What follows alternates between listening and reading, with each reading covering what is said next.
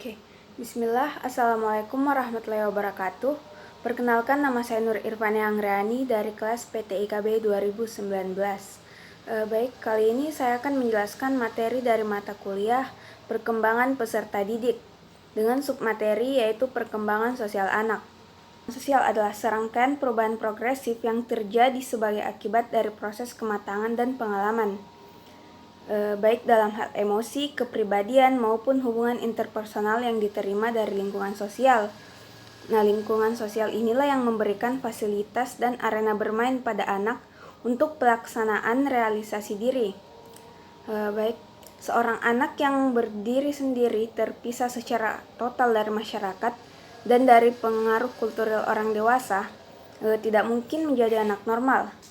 Karena tanpa bantuan orang dewasa, anak akan mati, dan tanpa bantuan manusia lain, anak tidak mungkin mencapai taraf kemanusiaan yang normal.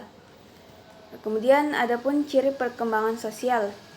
Dalam perkembangan sosial anak terdapat beberapa ciri dalam setiap periodenya, yaitu yang pertama periode bayi, 0-2 tahun. Nah, masa bayi adalah fase pertumbuhan dan perkembangan yang penting dalam sejarah kehidupan manusia. Periode ini juga dianggap periode vital karena masa ini merupakan masa pembentukan awal anak, baik jasmani maupun mentalnya.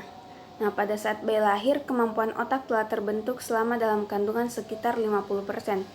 Dan kemampuan itu terus bertambah sampai dengan umur 5 tahun. Pertumbuhan jasmani otak sangat bergantung kepada kondisi kesehatan. Kemudian pada usia 1-3 bulan, aktivitas bayi dalam sehari semalam 75%, sedangkan 25% sisanya terdiri atas gerak spontan, makan, minum, reaksi negatif seperti menangis, dan keadaan samar-samar. Nah, pada usia 4-6 bulan, 50% aktivitas bayi dalam sehari semalam adalah tidur, sedangkan 50% lainnya diisi dengan aktivitas gerak spontan, makan minum, reaksi negatifnya, kemudian bangun yang tenang, antara bangun dan tidur, dan bereksperimen. Nah, kemudian pada usia 7-10 bulan, 50% aktivitas bayi dalam sehari semalam tidur, yaitu tidur. Kemudian 50% lainnya digunakan untuk aktivitas makan, minum, bangun yang tenang, reaksi negatif antara bangun dan tidur, kemudian gerakan impulsif dan reaksi-reaksi lainnya. Nah, beberapa perubahan aktivitas bayi pada bulan ke-10, anak sudah jarang menangis, menampilkan ekspresi muka yang lucu, dari merangkak, mencoba belajar berdiri, berupaya menjangkau dan memegang benda sekitarnya dan memasukkannya ke mulut, mulai belajar mengucapkan kata-kata untuk menyatakan pikiran dan perasaannya. Nah, kemudian pada usia 10-13 bulan, anak mulai meniru suara, mengeksplorasi bayi lain, menjambak, dan sebagainya. Kemudian bisa bermain dengan permainan tanpa komunikasi. Dan juga sudah mulai mengenal larangan, dan mulai ada minat terhadap bayi lain. Nah, pada usia 14-18 bulan, anak mulai memperlihatkan minat yang tinggi terhadap orang dewasa dan selalu ingin dekat, serta mutasi dengan mereka, dan dapat membantu melakukan aktivitas sederhana. Kemudian pada bulan ke-24, anak mulai menggunakan permainan sebagai alat untuk hubungan sosial. Nah, di sini mereka bermain bersama tetapi tidak ada interaksi. Kemudian periode selanjutnya yaitu periode kecil, yaitu 2-3 tahun. Nah, ciri perkembangan penting pada masa anak kecil ialah anak telah mencapai kematangan dan dalam perkembangan motorik. Nah, seperti berjalan, berlari, menggulingkan badannya, menangkap, melempar, memukul, menendang, dan juga mencapai kematangan dalam berbicara. Maka anak mulai memasuki fase membebaskan diri.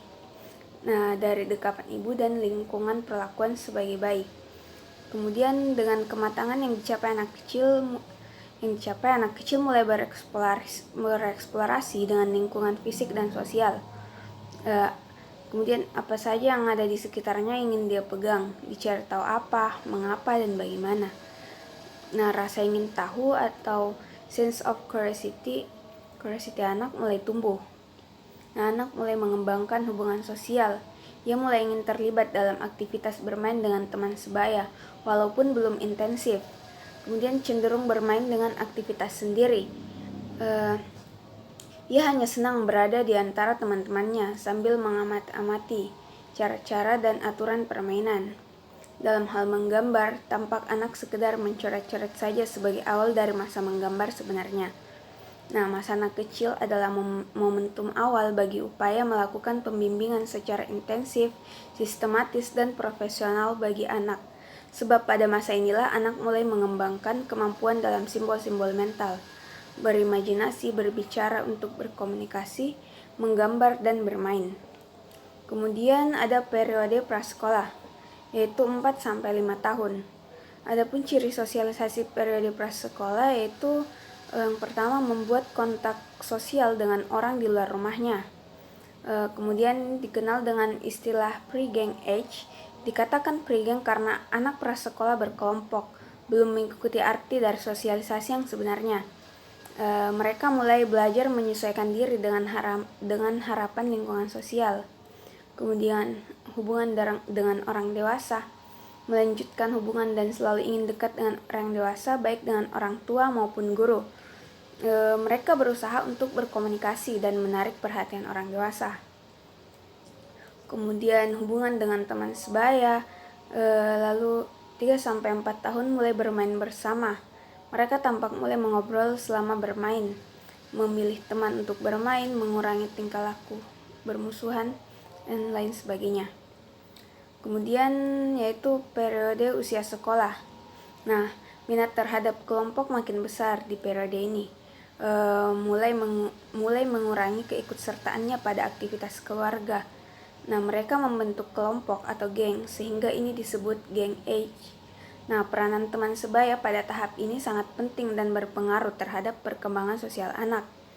Di antara pengaruh yang ditimbulkannya pada keterampilan sosialisasi anak diantaranya yaitu yang pertama membantu anak untuk belajar bersama dengan orang lain dan bertingkah laku yang dapat diterima oleh kelompok. Nah, membantu anak mengembangkan nilai-nilai sosial lain di luar nilai orang tua. Kemudian membantu mengembangkan kepribadian yang mandiri dengan mendapatkan kepuasan emosional dari rasa berkawan. Kemudian faktor-faktor yang mempengaruhi perkembangan sosial anak usia dini.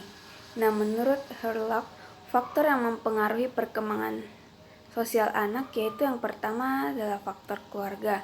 Nah, hubungan antar orang tua, antar saudara, antar anak dengan orang tua, hubungan anak dengan orang tua ataupun saudara akan terjalin rasa kasih sayang.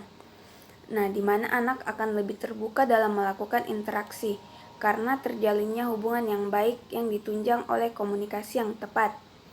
Nah, peran orang tua akan membimbing sang anak untuk mengenal lingkungan sekitar tempat tinggalnya. Kemudian urutan anak dalam keluarga. Nah, urutan posisi anak dalam keluarga berpengaruh pada anak. Misalnya sang anak merupakan anak terakhir, maka dipastikan sang anak selalu bergantung pada orang tua dan saudaranya. Nah, jika hal ini terjadi akan berpengaruh pada tingkat kemandirian anak tersebut.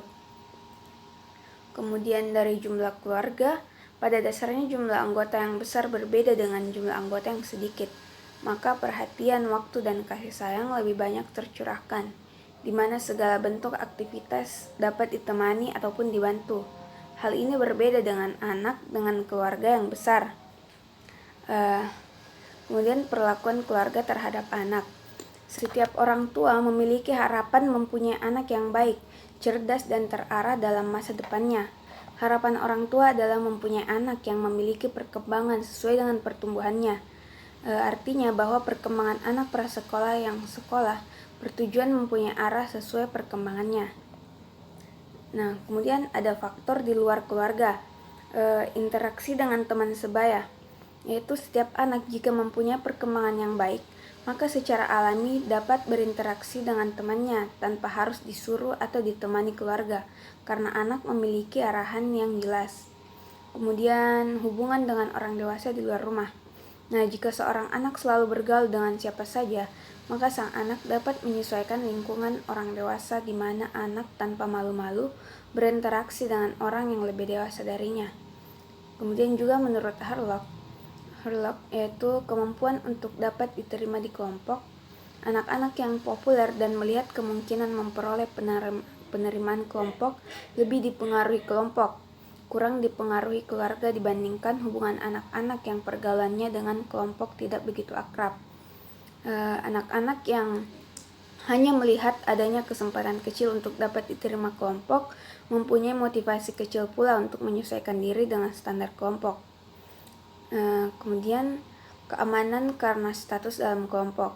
Nah, anak-anak yang merasa aman dalam kelompok akan lebih bebas dan mengekspresikan ketidakcocokan mereka dengan pendapat anggota lainnya. Sebaliknya, mereka yang merasa tidak aman akan menyesuaikan diri sebaik mungkin dan mengikuti anggota lainnya. Kemudian ada tipe kelompok.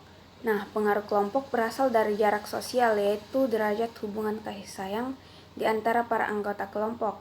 Pada kelompok primer, antara lain keluarga atau kelompok teman sebaya, ikatan hubungan dalam kelompok lebih kuat dibandingkan dengan pada kelompok sekunder, antara lain kelompok bermain yang diorganisasikan atau perkumpulan sosial. Nah, atau pada kelompok tertier, antara lain orang-orang yang berhubungan dengan anak, misalnya di dalam bus. Perbedaan keanggotaan dalam kelompok. Dalam sebuah kelompok, pengaruh terbesar biasanya timbul dari pemimpin kelompok dan pengaruh yang terkecil berasal dari anggota yang paling tidak populer. Kemudian ada kepribadian. Nah, anak-anak yang merasa tak mampu atau rendah diri lebih banyak dipengaruhi oleh kelompok dibandingkan dengan mereka yang memiliki kepercayaan pada diri sendiri yang besar dan yang lebih menerima diri sendiri. Kemudian yaitu motif menggabungkan diri. Nah, semakin kuat motif anak-anak untuk menggabungkan diri, yaitu keinginan untuk diterima, semakin rentan mereka terhadap pengaruh anggota lainnya, terutama pengaruh dari mereka yang mempunyai status tinggi dalam kelompok. Nah, baik. Sekian penjelasan materi dari saya. Kurang dan lebihnya mohon dimaafkan. Wassalamualaikum warahmatullahi wabarakatuh.